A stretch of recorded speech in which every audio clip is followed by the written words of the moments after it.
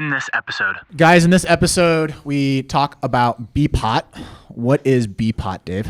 It is the best player on the team mentality. We got Pratte in the house. Actually, he's always in the house. He's just sitting right next to us now. We're going to talk a little shop. I think you guys are going to enjoy this conversation.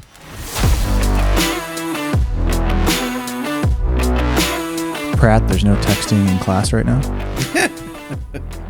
Please put away your phone and put it on silent mode. Here? Dave, same thing. Please. Hold on, my wife sent me something. We're not going to be podcasting as we are. We're actually podcasting and texting at the same time. Well, that's pretty cool. We don't want to do that for sure. My friend's Braxton's wife, they own Noblest Winery, and they just became the official wine of St. Louis City FC. Is that our sponsor for today? Could be.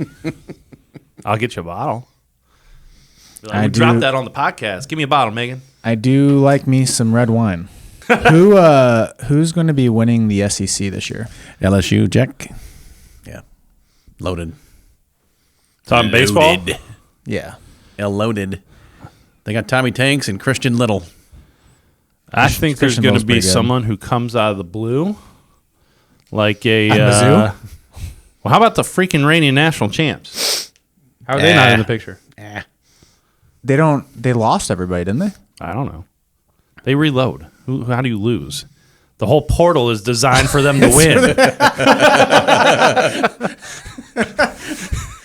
If you lose now, you're a real bad coach. So technically, you're not safe. Like, it's not a typical safe match where it's going to be like, oh yeah, they have these guys coming back. Like, no, everyone's. Yeah. They were there before the portal. Now they're gone. Now they get more portal. Can't lose if you're the big guy. You shouldn't lose if you're the big guy. You imagine that pressure? Like at mid-major, it makes you feel a little bit better. Like when you go into Big Brother and you beat them. Oh yeah, absolutely. Yeah, but that's not going to happen very much anymore. I think the days of that happening are going by the way. Not a 2 out of 3. They're going to get them on a Tuesday. That might happen. Oh yeah, that'll still happen. Well, yeah, because the Big Brother just puts Johnny Allstaff out there. Sure. Well, and it's pretty easy to go through Johnny Allstaff. They'll unlike on those early 3-gamers in February, early March, they're still going to get a 1 out of the 3, and somebody's going to sneak a 2 out of 3 at Ole Miss or Mississippi State or Alabama or Auburn or something like that. Just for why even play those midweek games? I hate midweek games. You have to because you got to get the other guys in the games. You got enough guys in your roster. You got to make it last. Listen, I wasn't always a superstar. That's when I got to play. Okay. Sorry, D1 starter. That's where I got my innings. You look forward. I love the Tuesdays. So we had a pitcher on our staff, and we called him the Oklahoma State Killer because he threw every year against Oklahoma State, and he was just a soft throwing righty that threw from like three-quarters and had a slider and then had a 2-seam that ran, and they were just so frustrated because it was too slow and it just moved all over the place. And so he had I think his record against Oklahoma State's like 6-0 in his career. For about 15 years straight, we faced Jefferson in a midweek game and lost every one of them, I think. Every time. Like, got him again. Crap. How does it affect your RPI though? Oh, it doesn't help at all. No. He's like when you look back. So after you leave, so like when you're on the bus ride home after losing in the semis in the conference, you're like, man, we should have. Boydsboro, where are we at now? We shouldn't have done that. Dang, we dropped to 84. Shit. We're really hoping Missouri State wins their conference. Yep.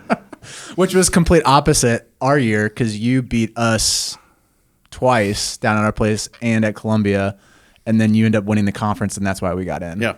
Oh, yeah. That was what? 96? No? No, 12. 12. That's what it was. Yeah. Anyway, does he look that old? Hey, I know. Did I play with Steve Acker? Yes. All right. The topic that I want to talk about, and Jaws loves interrupting podcasts. Yes, Jaws. It happens at least like once or twice. Oh, yeah. A quarter. 100%. So, I want to talk about a mental switch for players. And I don't think a lot of people talk about this. I feel like a lot of players are timid nowadays. whether that's like mechanical culture where like they get into a cage and then robots. Yeah, and a coach is like, well, your back knee sucks, your back foot sucks, your hip sucks, your eyes suck. Like, I don't even know why you play this game. And I think it kind of like puts them into defense mode rather than where they're more aggressive and they're willing to take bags, slide hard, dive for baseballs, jump into the wall if they have to, attack the pitcher early. It seems like a lot of guys don't do that nowadays, and then you have to really like kick them into gear and say, hey, you need to get going. I think part of the reason is that they don't think that they're the best player on the team because they have that negative feedback loop that's going in. And what reminded me of this is I was having a text message thread with one of our players, and we were going back and forth. He was on the national team, and I was like, have you ever thought about like BPOTT? And he's like, what's BPOTT? Best player on the team. Like, do you have that mentality? He's like, I've never heard of that.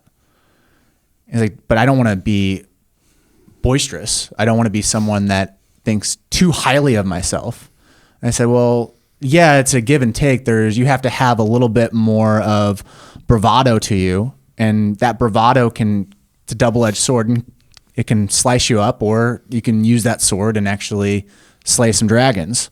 And he's thinking about it as, I need to be more humble. Like I'm all about humble, but I think a lot of players don't think about it as I'm the best player on this team and I'm going to go out and I'm going to prove it every single day. That's in practice, that's in conditioning, and that's in winning ball games. What are you guys' thoughts on that? Yeah, no, I mean, when you brought this topic to me yesterday, I mean, the first thing that I even as a coach went to was, so how would I approach that with a player? If I'm telling him to think of himself as the best player on the team, am I telling him to go be boisterous? Am I telling him to go tell other people that they suck, that I'm the best? Like, what? I was trying to think about it, and I get where you're coming from on it, and I think it's kind of how the player approaches it, right? I mean, you got to go out there with a mentality that you're not going to lose. So you're always going to beat the guy who you're playing against. I mean, and that's earned. You earn that through reps, games, experience, right? But, Jaws comes back in. This is the second interruption. Let's start that over. No, we're good. Keep going. Pratt. You lose it? I lost it. Do we need to get that rap soda for Jaws? Get the rap soda. All right, we're gonna make a cut. Take a little break. We're gonna make a cut on here. this, and then we're gonna come back, and then we'll actually finish this conversation. All right, we're back. All right, we're back. Kind of re-kick the conversation off. Best player on the team mentality, bravado. It's a double-edged sword. I feel like players are a little bit too timid nowadays. I think too much information can cause that. I think ignorance does help with being to think that you are the best player on the team, because you have to be a little bit ignorant out there. Oh, for sure. No, I mean, and to go back, I kind of got sidetracked here, but the mindset side of the best player on the team to me is a good thing. I don't know if players these days, because I think it's a little different. I think the game's more complex. I think that there's so many more points of visibility, whether that's social media or just the way that kids interact these days. I mean, I don't know personally if they know how to take and utilize the best player on the team mindset in the right manner. I think that you talk about, I mean, you've coached a heck of a lot longer than I have.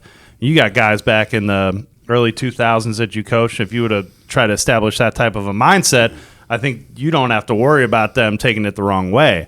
I think where now guys are like, well, what am I bragging? Should I tell other people that they suck? Like, that's where my mind goes. Yeah, it's an instant gratification type of thing right now with as far as that goes with kids.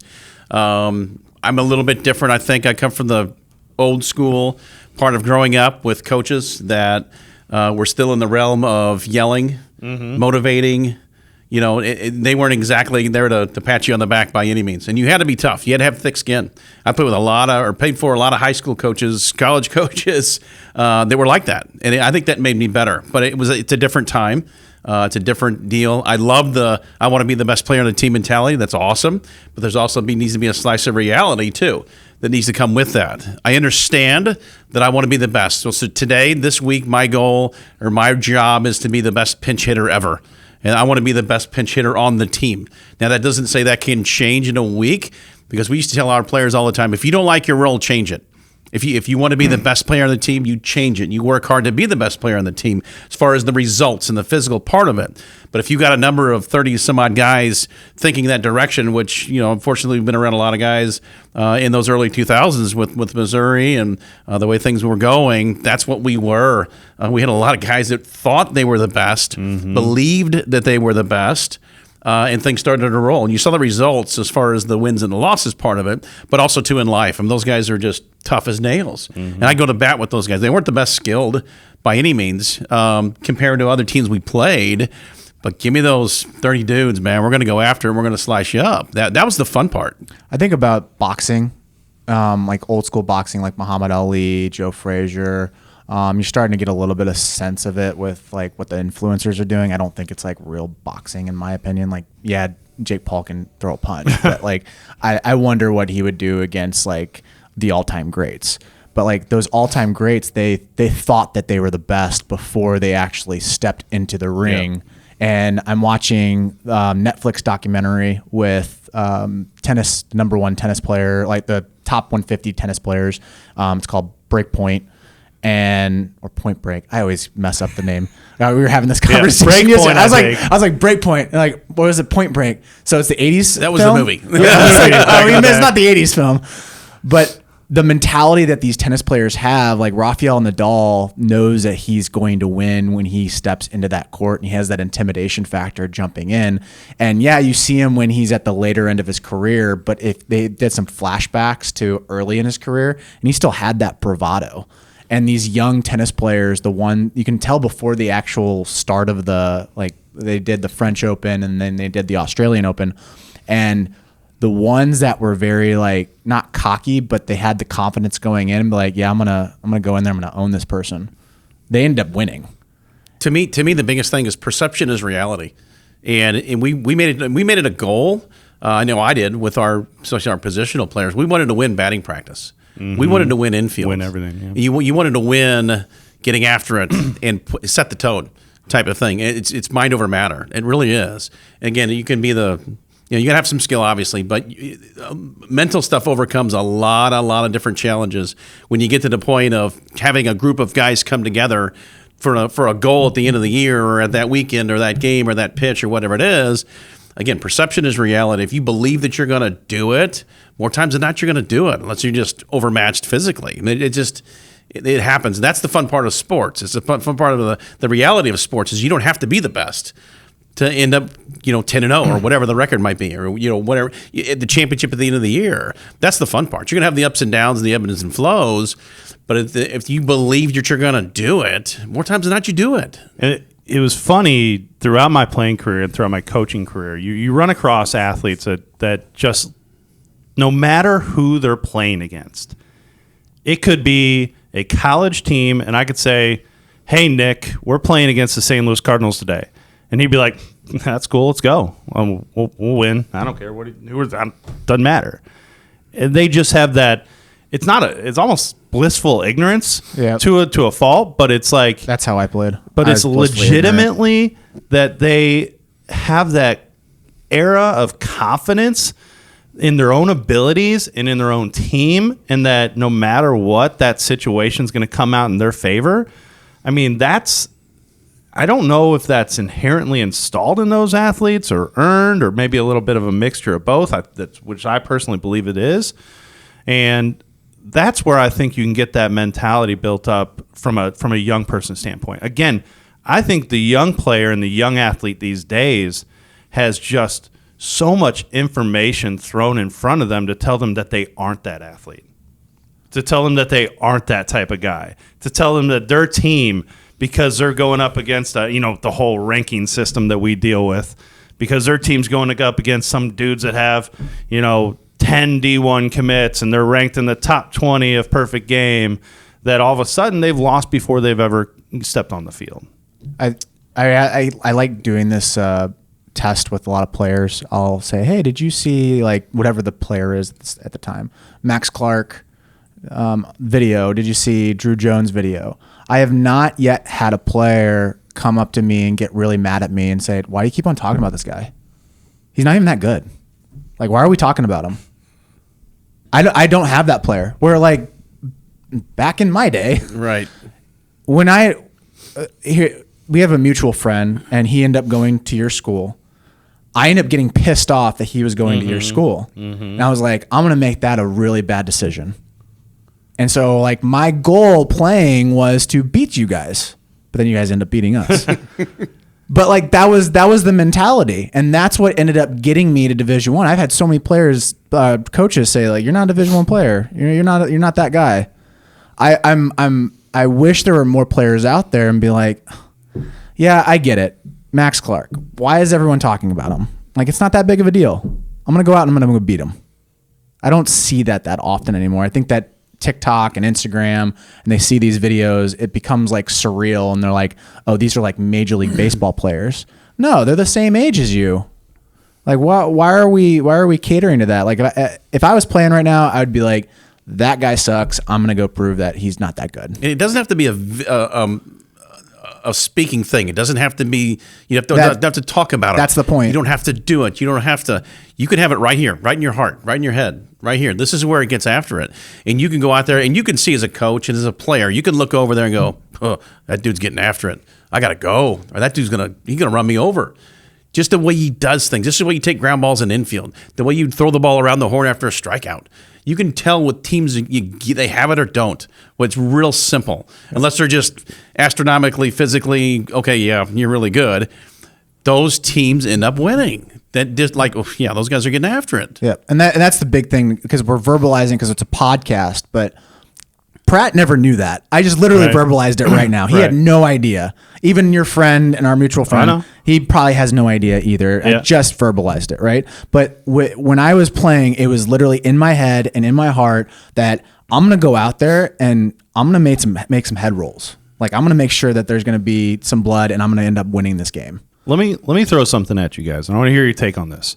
I think that there's a real problem today with the way, let's say, amateur teams, in terms of them not necessarily. I think that most teams and most coaches would rather put their team in a situation where they think they have a really great chance of winning a tournament, a game, and they sacrifice maybe putting themselves in a situation where they are going to go up against extremely tough competition where they might lose every game.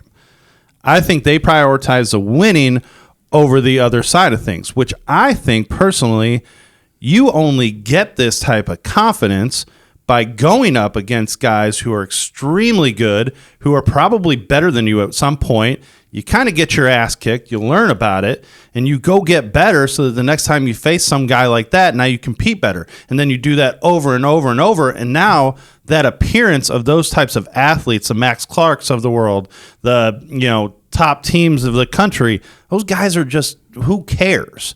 They're nobodies. You earn it that way. But we're not prioritizing that. We're prioritizing putting them in a situation where they can go 4-0 and come home with a trophy and a smile. What are your thoughts? I agree. You've got to be tested. This whole thing is not about wins and losses by any means. It's the championship at the end of the year, where you want to get to. For a normal high school, college, you want to get to that championship at the end of you want to be at the end of the top of the hill at the very end. In between, you got to take your lumps. It's the same thing in Division I for us, for our high school guys. They've got to be tested. They really do. I well agree with that. There's nothing wrong with, okay, everybody's losing. What'd you learn? I just learned how to lose. No, how do I get better? Exactly. I agree with you wholeheartedly. Well, it's the same thing when you were at the University of Missouri and you guys had those teams that were always in supers and regionals every year and pushing towards the World Series. I mean, I guarantee your non-con wasn't full of just loser teams that you were going to steamroll. No, our whole philosophy there was, especially early in the year, we had about 4 or 5 weekends early in the year. We had 2 testers, probably most likely on the road because of weather. We go down south and play somebody that's been outside and ready to roll, and it's going to push us. And then we had a couple of weekends at home in early March, probably that would probably guys we could probably handle or compete against probably pretty well, because you wanted to feel good going into conference types of stuff, and you didn't want to play the top guys. And you all of a sudden 2 weekends in a row you're just beat down. Now you're getting into conference, and then you get farther deeper, and you wanted to feel good about yourself, and hopefully your players start heading in the right direction. That was the kind of the thought process behind that. Yeah, no, we're not gonna play the lower end guys all the time. That doesn't do you any good. Doesn't do anything. If you think about tennis culture, the top 150 players, what's the difference between the 150th player and the number one player? How does the 150th player become the number one player? They have to show off and show out against those big name players at some point.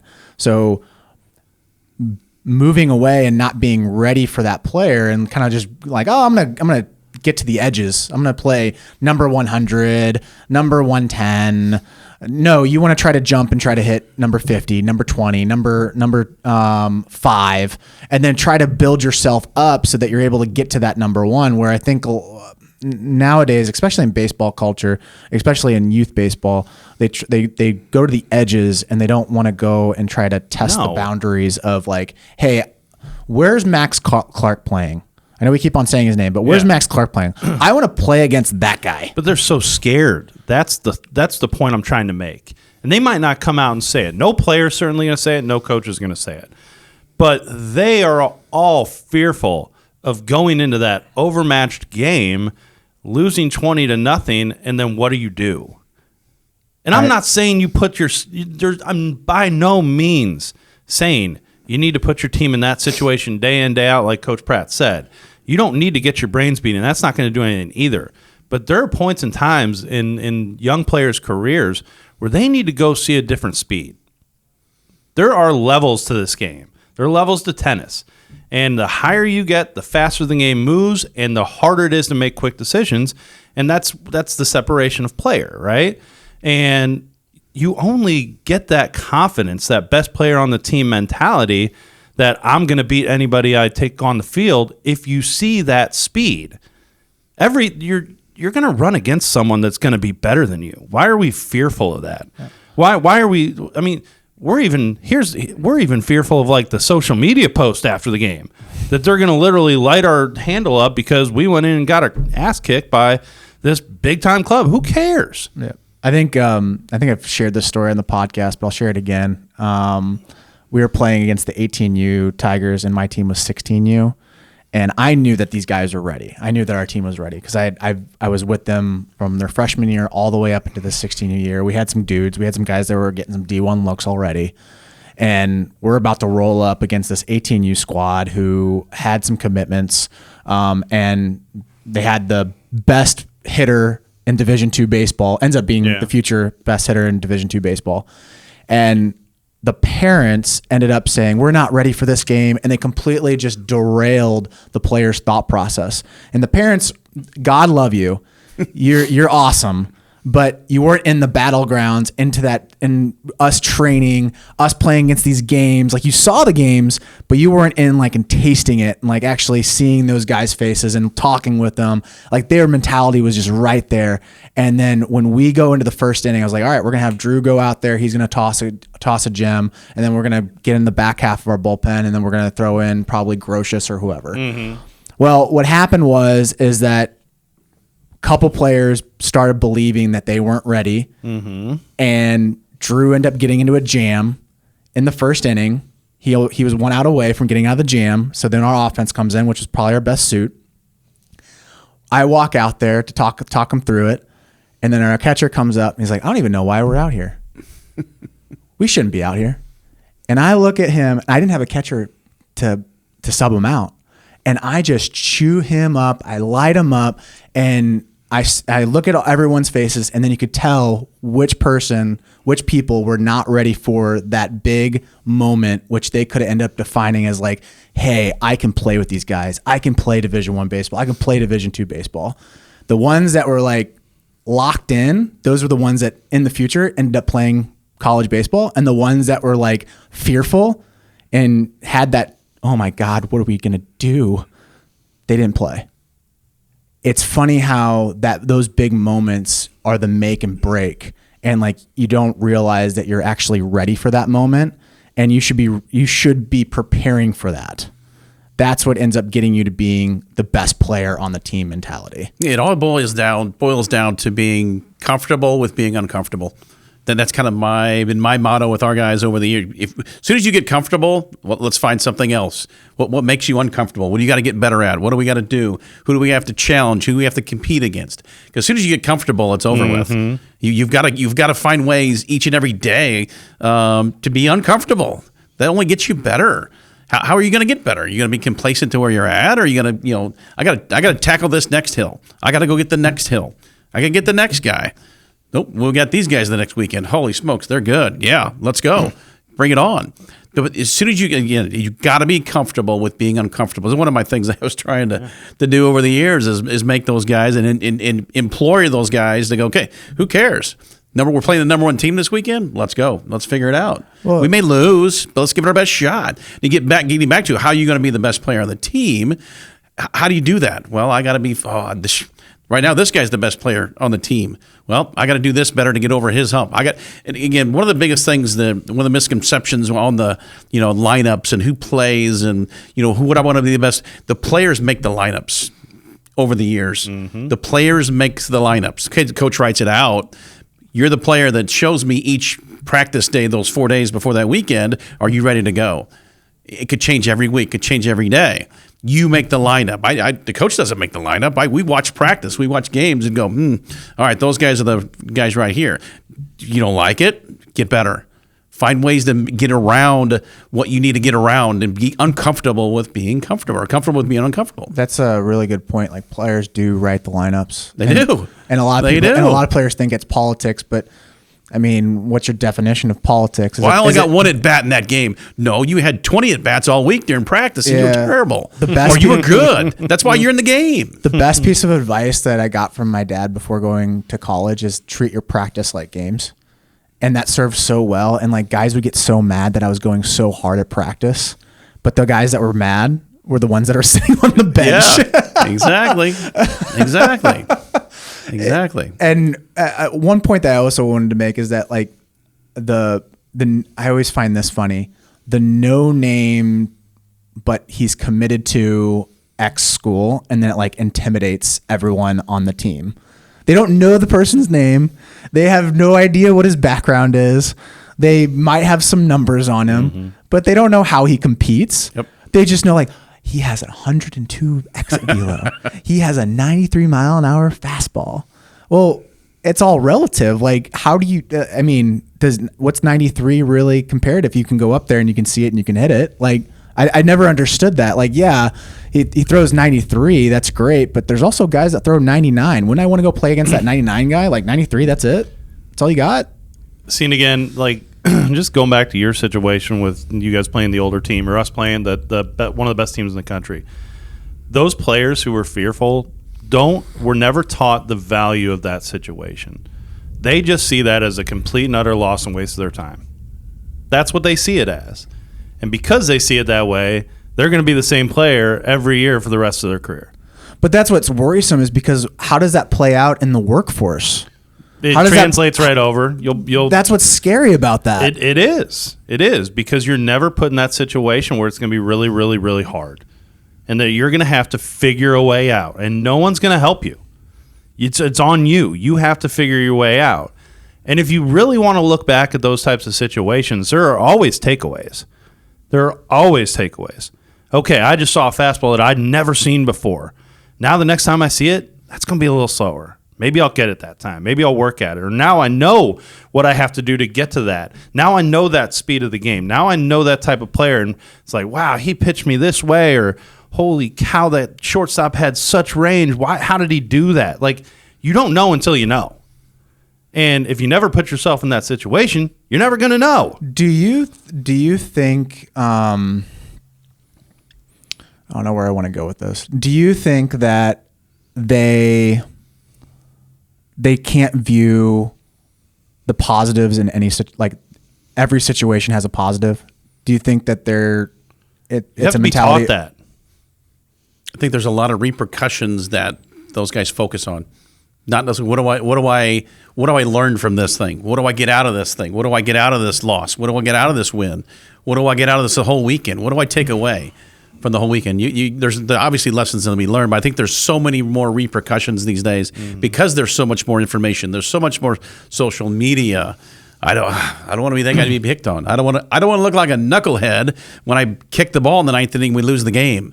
I don't want to be that guy. I don't want nobody to see it. So I think there's way more of that. It's way easier back in the day. There's nothing. You missed the game, you missed the ball, or whatever it is. You made the last. Okay, next game.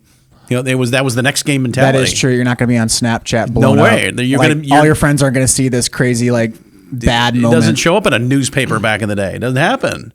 So there's way more exposure. I think that plays a lot into it too, as far as the self-confidence of the everyday player today. Because everyone is a news reporter. Everybody is, and a critic. Oh, for sure. That's where I was going with this. I mean, that's what I mean by it has to be taught. You can't expect a young athlete these days to just have that wherewithal and that mindset of going, man, we just got crushed, but what an experience that I got out of that. you can't. Thanks, coach. Can I have another? Yeah, exactly. You can't expect them to have that because all they see on TV or the news or ESPN is this dude embarrassing some other guy. It's a results-driven world these days. I've never thought about that. Like, you basically could be on the not top 10 of your friends' Snapchat or TikTok. Yeah, all of a sudden some dude K's you and some dude at PBR gets it, and now your friends are putting sword in the comments because you just got embarrassed. That's what it is. They don't see the fact, there's no comment in that section saying, man, but you got to face him. What a cool, neat experience, dude. That's great. You just got better. No one says that. So you have to teach it. You have to, what I found. So you almost have to teach, how in college they give you media days where they taught. It was more like a BS session than anything else, but there was some value in it. So you have to have a media session with your players. Yeah, you got to know your cliches. Yeah, and literally it's a constant battle, and you're not going to get everyone. I mean, I think the third year players are always going to look at you and be like, coach just doesn't want to admit that we suck. Like he's always trying to look at the bright side of things and this and that, or tell us that there's values in this and there's learned opportunities. You're never going to get those guys, but you're going to get some other guys that are going to be like, hold on a second, that makes sense. I'm going to go apply it this way. Okay, let's move on. Honesty is still the best by any means. Hey, dudes, those guys kicked our butts today. They were really good. But you know what? We got them at this point. We did this, and we did this, and we did this.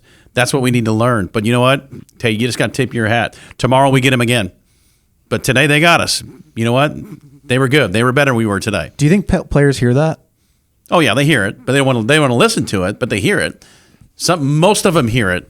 And then there's obviously the few that are like, I'm mad all night because we lost 14-1. When do you think it starts resonating with them? Like, oh yeah, coach is right.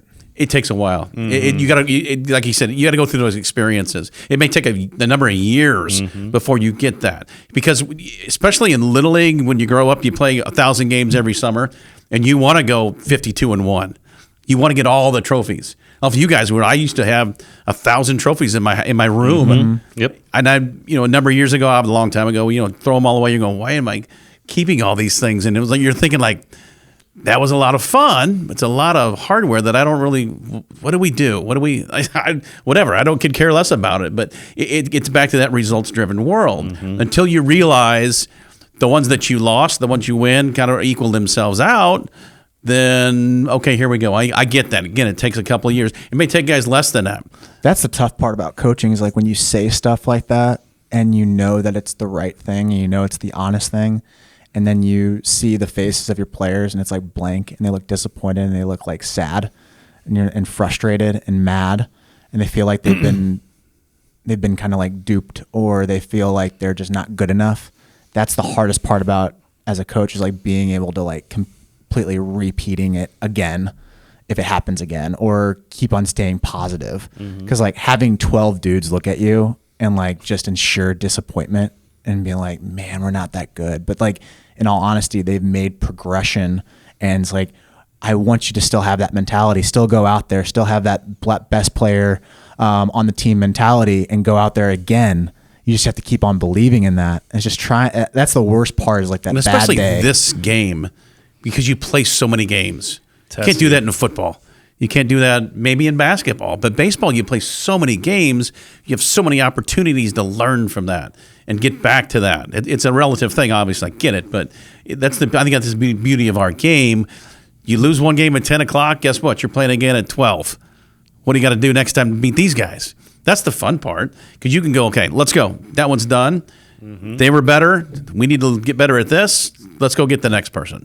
That's the fun part of our game, I think. Anything else you guys want to wrap up on this? No, I love the mentality side of it, and I think there's some real value from a coaching standpoint to try to, apply this with your players. And if anything, you're teaching them that confidence is a real asset to have. That you need to have that confidence no matter what situation you're in, no matter what the past was. You have to have that confidence in your abilities and everything that you've built up to that point that you're going to succeed and win in every situation. And again, that's a constant teaching aspect of a coach. You have to do that. You have to be able to provide all the information, all the reasons as to why you should be confident, because the game is certainly not going to provide those. The game's going to provide you a million reasons why you shouldn't be confident. Because if you look at batting averages, if you look at fielding statistics, if you look at everything else, it's built on failure, and you fail a lot. So as a coach, instilling these types of values, instilling this type of mindset, the best player on the team mindset, I think there's a lot of importance to that. One of the cool quotes on the Netflix documentary that I cannot know what the name is, Point Break. Breaking Point. Break. The first comment in the episodes was, I think it was Sharapova that said it, that everyone chokes. It's just a matter of how you handle the choke. And I was like, damn, like everyone's afraid of choking, but in all honesty, everyone is going to choke. True. One of the cool things that, thinking about this, looking back on my son's Little League basketball coach back over in Columbia, one thing they had on their shirts, on their pregame shirts, is iron sharpens iron. And, it resonates with me now. It did then, yes. But you're thinking about this conversation here, and within your team, within your culture, within your group, if this guy thinks he's the best player and this guy thinks he's the best player, they're going to compete. They're going to compete to be at the top of the hill. Iron sharpens iron. And then all of a sudden, now you got a group of guys that do that, and it just goes off the charts so much. It's a blast. And again, I was so fortunate to be lucky to be part of that era of that group that went a bunch of regionals in a row and won one, and it was so much fun because, again, we didn't have a group of guys that were the best players. We had a group of guys that were the best competitors and wanted to be the best players on the team. That's how you create all-stars. Exactly. That's the only way you can create all-stars. Mm-hmm. The last point I want to make is what Pratte said in the middle of it was, this is not something that you go out and you just promote and say, I'm the best player on the team. One thing that I did was I actually wrote BPOTT on the bottom brim of my hat in really small letters that no one could see, but it was just a reminder to me that when I made a mistake out in the outfield and there was no one to talk to, I'm literally out in center field by myself. I mean, like, shit, I kind of messed that up. Or if I'm about to go take my at bat, I see that little acronym, and it really triggers like, oh, this is why I'm here. This is why I'm going to do it. And then it starts really reigniting of like, I'm going to show that this guy didn't believe in me. This guy didn't believe in me. This guy didn't believe in me. And I'm going to actually go out and prove that point. So it's just keeping it in your heart and keeping it in your mind and just keep on banging away and trying to find the other iron that sharpens your iron. Guys, that's this episode of The Closing Pitch. Please give us a subscribe, give us a review. And then also you can follow us on Twitter. Pratte, what's your Twitter handle? We have a Twitter? Dave's is David_Berkby, and then mine is at Spiker Helms. You want me to look up? I think it's at Pratt_2. Hold on. I think it's at E Pratt. Here, let's see if I keep on. I type it in a lot. It's at E Pratt There's a 2 in there. There's 2 in there. Yes. Yes. I got it right. There you go. So it's at ePratt2. I look at it every day, just not mine. I asked a kid the other day. I was like on the national team because I wanted to tag him, and he tweets all the time. I'm gonna go, hey, what's your handle? He's like, oh crap, I don't know what it is. I'm like, you're on it constantly. How do you not know what your handle is? It is what it is. All right, guys, we'll catch you in the next episode. Thanks.